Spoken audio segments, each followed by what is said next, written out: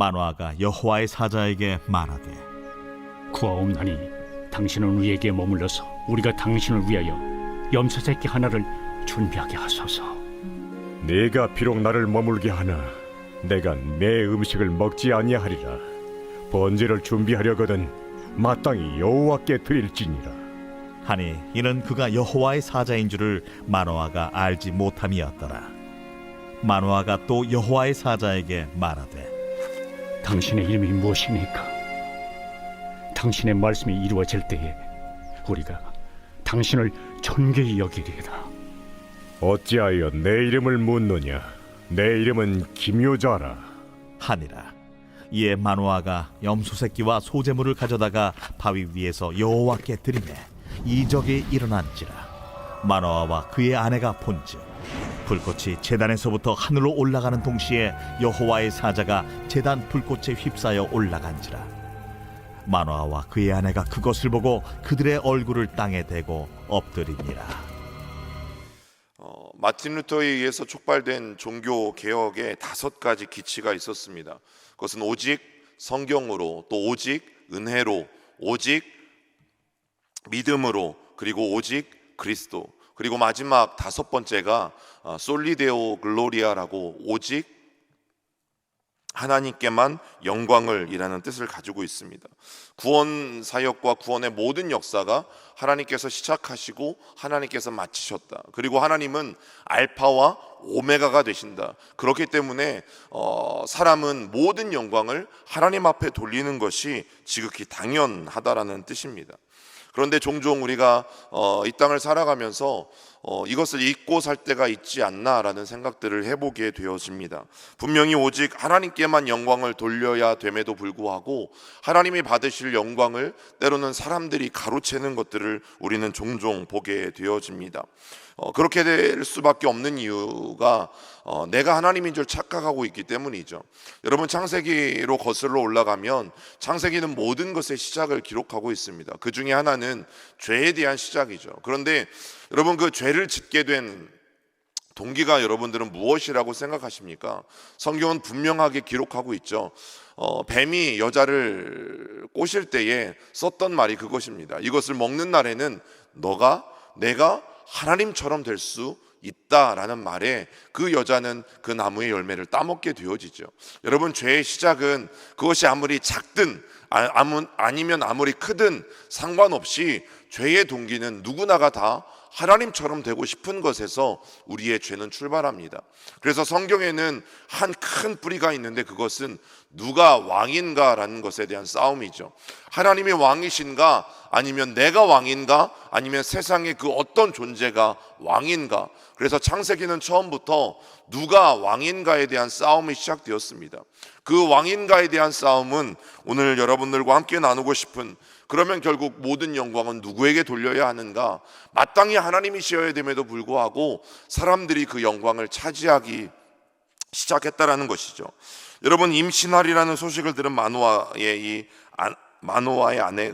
아내가 남편에게 쫓아가서 하나님의 사람이 준 약속, 그 약속을 이야기하였습니다. 워낙 갑작스러운 일이기 때문에, 그러나 아기가 없던 이 가정 가운데에는 너무나 기쁘고 놀라운 소식이었기 때문에 그 사람의 이름도 모른 채 돌려보낼 수 없어서 다시금 기도하기 시작한 것입니다. 마노아도 기뻤지만 자기의 눈과 귀로 다시 한번 그 소식을 전해준 사람을 확인해 보고 싶었습니다. 그래서 오늘 마노아가 주님께 다시 기도합니다. 우리 읽진 않았지만 13장 8절, 우리 13장 8절을 같이 읽어보겠습니다. 마노아가 여호와께 기도하여 이르되 주여 구하옵나니 주께서 보내셨던 하나님의 사람을 우리에게 다시 오게 하사 우리가 그 낳을 아이에게 어떻게 행할지를 우리에게 가르치게 하소서 하니. 이렇게 다시 한번 마노아가 기도하고 하나님께서는 마노아의 기도를 들어주셔서 여호와의 사자가 다시금 방문하는 그 일을 오늘 우리가 15절부터 읽은 것입니다. 여러분, 하나님의 사람이 왔다라는 이 아내의 이야기에 얼마나 마노아가 기뻤는지, 여호와의 사자는 지난번에 아내에게 말한 것과 똑같이 오늘 그 마노아에게 그 이야기를 다시 해주고 있습니다. 그런데 이 마노아가 여호와의 사자에게 염소 새끼 한 마리라도 잡아서 번제로 드리겠다라고 이야기합니다. 그렇기 때문에 어디 가지 말고 꼭 여기에 있어서 내가 이 당신께 드리는 염소 새끼 한 마리를 꼭 대접을 받아달라는 이야기를 하게 되어지죠. 그러나 그 하나님의 사람은 마노아에게 이렇게 이야기를 하는 것입니다. 마노아가 번제를 준비한다면 그것은 마땅히 내가 받아야 될 것이 아니라 누구에게? 주님께. 그것은 마땅히 하나님께서 받아야 되는 것이라고 말씀하고 있습니다.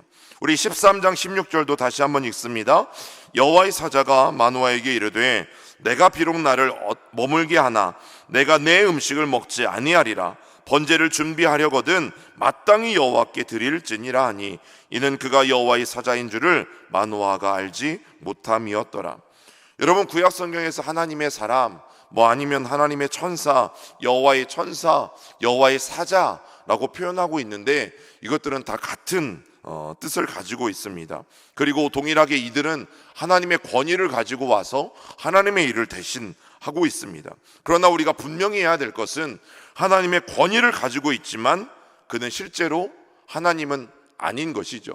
여러분, 대한민국도 수많은 나라들에게 대통령을 대신해서 대사들을 파견하고 특정한 사람들을 파견하지만 그 사람들이 아무리 왕의 서찰을 가지고 가고 대통령의 어떤 이야기를 가지고 간다고 해서 여러분, 그 사람이 대통령은 아닌 것과 같은 것입니다. 그저 하나님의 심부름꾼이고 하나님의 보내신 일을 맡은 자일 뿐이라는 것이죠. 여러분, 하나님의 사람은 정확하게 자기의 위치를 알았어요.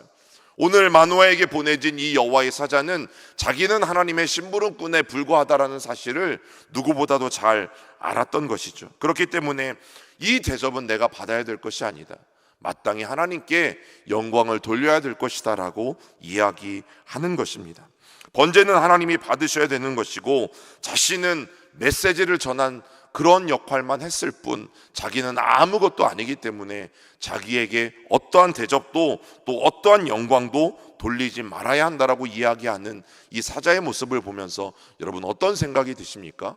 이미 사사 기드온 때부터 변질되어져 갔던 사사들, 그 권력과 그 높은 자리에서 스스로 왕이 되려 했던 사사의 모습들과 여러분 비교가 되어지지 않습니까? 오늘 본문에서는 이 여호와의 사자의 등장으로 진정한 하나님의 사람과 또 스스로 하나님의 자리에 오르려고 했던 수많은 사사들, 즉 그들의 이야기가 비교되어지고 있죠. 오늘날 얼마나 많은 사람들이 이 높은 자리에 올라가려고 애를 쓰는지 모릅니다. 그 높은 자리에 올라가서 자신의 위대함과 높음을 얼마나 자랑하고 싶어 하는지 모릅니다. 그러나 과연 그들만 그렇습니까? 오늘을 살아가면서 우리는 우리 스스로 하나님께 마땅히 드려야 될 영광을 우리가 차지하려고 하지는 않습니까? 우리는 하나님께서 받아야 하는 것들을 내가 받으려 하지는 않습니까? 우리의 입으로는 겸손을 말하지만 우리의 입으로는 내가 한 것은 아무것도 없다고 말하지만 스스로 우리의 마음속에는 그래 내가 수고했지, 그래 내가 노력했지, 그래 내가 이 정도는 받아도 마땅하지라는 생각들을 동시에 하고 있진 않는지 오늘 우리가 말씀을 통해 분명히 돌아볼 필요가 있습니다. 이때 마노아가 여호와의 사자에게 한 가지 요청하는 게 있죠. 당신의 이름만이라도 알려달라. 당신의 이름만이라도 내가 알았으면 좋겠다. 그래서 정말 아기가 태어나면 내가 영광을 당신에게 돌리고 싶다라는 이야기를 오늘 마노아는 계속해서 이야기합니다. 그런데 하나님의 사람은 마노아를 18절에 보면 꾸짖고 있죠. 어찌하여 내 이름을 묻느냐? 여러분, 이것은 사실은 호통을 치는 장면이에요. 내가 하나님의 사람이라고 이야기했다, 나는 소식을 전한 일을 했을 뿐이라고 너에게 이야기했음에도 불구하고 너는 왜 자꾸만 내 이름을 알고 싶어 하느냐? 호통을 치는 거예요. 이 하나님의 사람의 꾸짖음은 세 가지 정도의 의미를 담고 있어요. 첫 번째는 영광을 받아야 될 분은 하나님이시다. 나는 소식을 전했을 뿐이지 너의 가정에, 잉태치 못하는 너의 가정에 아이를 주시는 분은 하나님이시다. 이 귀한 역사를 이루신 분은 하나님이시다. 능력을 베푸신 분은 하나님이시다. 그런데 이 소식을 가지고 온 그의 사자에 지나지 않는 나에게 영광을 돌리겠다고 하니 이거는 말도 안 되는 소리다 라는 것이죠. 여러분, 그런데 사사들은 어땠습니까? 사사들은 하나님의 영이 임하면 자기들은 그 하나님의 특별한 능력으로 말미암아서 이스라엘을 구원해내는 구원자의 역할을 했죠. 그리고 최고의 의사결정을 지닌 최고 책임자의 역할을 사실은 사사들이 해왔던 것이죠. 비록 그들에게 하나님의 영이 임하여서 사사로 부름받기는 했지만 그들은 무엇이 아닙니까? 하나님이 아닌 것이죠. 아무리 하나님의 영으로 충만했던 사람이라 할지라도, 그래서 남들이 갖고 있지 않는 능력을 가지고 있다 할지라도 여러분, 그들은 하나님이 아닌 것입니다. 전쟁에서 이기게 하신 분도 하나님이시고, 그래서 마땅히 영광을 받아야 될 분도 하나님이시라는 사실이죠. 그런데 기드온 이후에 사사들은 어떻게 변해갔어요? 자기들이 권력을 맛보고 나서 그 권력의 욕심이나 그 자리에 올라갔어요. 심지어는 하나님의 영이 임하지 않았음에도 불구하고 스스로 사사가 되었던 사람들도 있고, 자기의 그 권력과 부들을 하나님의 자리에 올라가서 자기의 자녀들에게 물려주기에 급급했던 사사들의 모습이 우리는 성경을 통해서 계속해서 보아왔어요. 마치 이웃나라의 왕들처럼 자기들이 이스라엘의 주인이 되고자 했던 것이죠. 여러분, 사사기는 마노아와 그의 아내를 찾아온 하나님의 사람의 이야기를 통해서 사사시대에 왕이 아니면서도 스스로 왕 노릇하고, 하나님이 아니면서도 스스로 하나님 노릇을 하고, 그렇게 탐욕을 부렸던 사사들을 고발하고 있다는 것을 우리는 사사기를 보면서 분명히 알아야만 합니다. 두 번째는 하나님의 사자는 하나님의 권위를 품고 있다는 거죠. 그래서 그를 만나는 사람에게는 곧 하나님과 같은 존재로 보일 수 있어요. 그런데 여러분, 당시 성경시대에서 신들의 이름을 알고 우리가 신들의 이름을 소유한다는 것은 오늘날 저와 여러분들이 하나님을 아는 것과는 조금 차이가 있어요. 여러분, 고대 사회에서는 내가 그 신의 이름을 안다? 그러면 그 신은 내 거다라는 생각들을 그들은 가지고 살아갔죠. 내가 그 신을 소유할 수 있다. 내가 여호와의 이름을 알면 그 여호와 하나님이 이제부터 내 건 거예요. 그래서 내가 필요할 때마다 마치 도깨비 방망이처럼 뚝딱 두드리면 하나님 도와주세요, 내 거니까 도와주세요, 그러면 그 신이 나타나서 언제라도 나를 도와줄 준비가 돼 있는, 그래서 하나님을 내가 마음껏 부리고 하나님을 내가 마음껏 이용하고 그 신을 내가 마음껏 활용해도 된다라는 생각들을 이 당시에는 가지고 있었던 것이죠. 그렇기 때문에 오늘 마노아가 신의 이름을 묻는 거예요. 당신의 이름을 묻는 거예요. 그 신을 이용하려고, 그 신을 자기의 마음대로 부리려고. 여러분, 하나님을 우리가 알지만 우리는 그런 생각 갖지 않잖아요. 하나님을 우리의 마음대로 부리기 위해서 우리가 어떠한 일을 하지 않죠. 그리고 세 번째 의미는 신들의 이름을 가지고 있는 사회는 다신론 사회였다라는 거죠. 여러분, 하늘에 별들이 요즘은 잘 안 보이지만 하늘의 별들이 한두 개가 아니잖아요. 그래서 우리가 보통 하늘의 별이 하나라면 그냥 하늘을 봐, 별이 있네라고 이야기하지만, 여러분, 금성을 비롯해서 수많은 별들이 하늘에 존재하게 되어지죠. 그러면 우리는 단순히 하늘의 별을 보자라고 이야기하는 것이 아니라 옆에 있는 사람에게 야, 저 새벽에 반짝반짝 빛나는 금성을 봐라고 콕 집어서 이야기하게 되어지죠.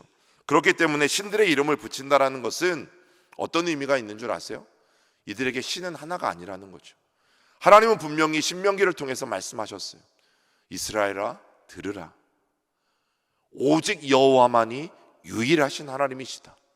그리고 그 여호와가 우리 하나님이시다. 어떤 뜻을 가지고 있습니까? 다른 신들은 없다라는 뜻을 가지고 있어요. 그런데 오늘 마노아는 당신의 이름은 무엇이냐고 물어봐요. 이 말의 의미가 무엇인 줄 아십니까? 마노아도 하나님을 알지 못하고 있는 거예요. 유일하신 하나님이 있다라고 분명히 조상들을 통해서 말씀하셨음에도 불구하고 마노아는 여호와 하나님이 유일하시다라는 생각들을 가지고 있지 않은 것이죠. 그래서 온전한 신앙이 없기 때문에 당신은 어떤 신이냐고 그 이름을 또 물어보고 있는 것이죠. 여러분, 하나님의 권위를 가지고 마노아와 그의 아내를 찾아온 하나님의 사람은 그래서 대답하는 거예요.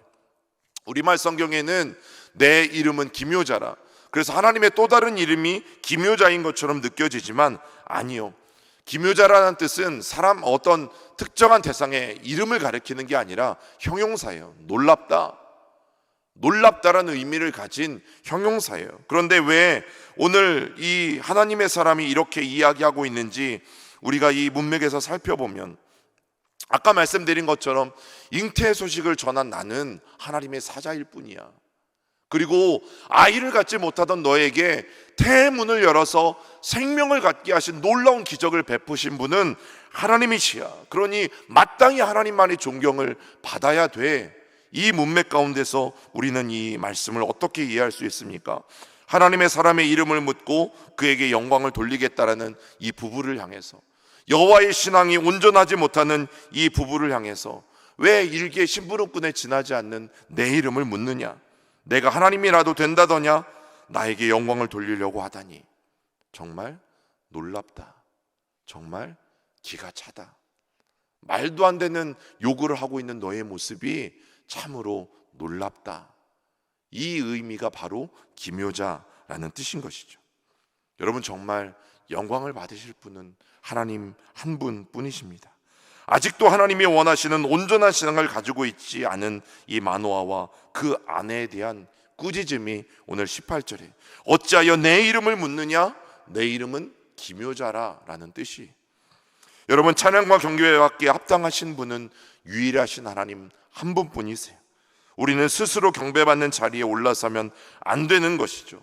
그리고 하나님은 우리가 결코 소유할 수도 없고 우리의 마음껏 이용하거나 부릴 수 있는 분이 아니라는 사실이죠. 그리고 마지막으로 오직 여호와만이 유일하신 하나님이시고 우리 하나님이시라는 사실을 우리는 잊지 말아야 해요. 우리의 풍요, 우리의 안정감, 우리의 미래, 우리의 평안함, 이 모든 것들은 다른 것들로부터 오는 것이 아니라 바로 하나님으로부터만 온다는 사실을 오늘도 기억하고, 오늘도 하나님을 바라고 하나님을 붙잡는 저와 여러분들이 될 수 있기를 주님의 이름으로 부탁을 드립니다. 우리 같이 기도하겠습니다. 살아계신 아버지 하나님, 오늘 우리는 무엇을 의지하고 무엇을 바라며 하나님 무엇을 얻기 위해 오늘 이 새벽 하나님 앞에 나와 있는지 다시 한번 돌아봅니다.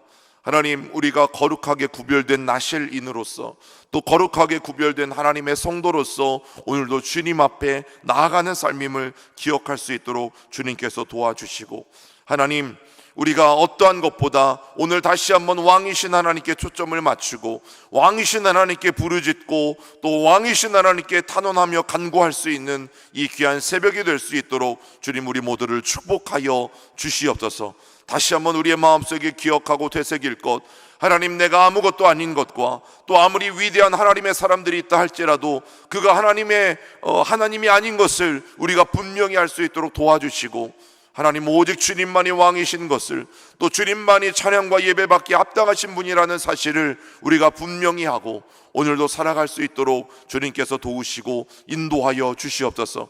하나님, 예수 그리스도께서 우리 백운교회의 머리라고 말씀하셨습니다. 또 예수 그리스도께서 우리의 주인이 되시며 또 우리의 가정의 왕이시라고 말씀하셨습니다.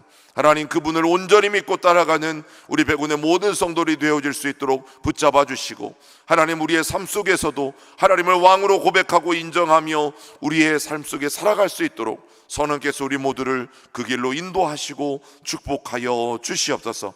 예수님의 이름으로 기도드립니다. 아멘.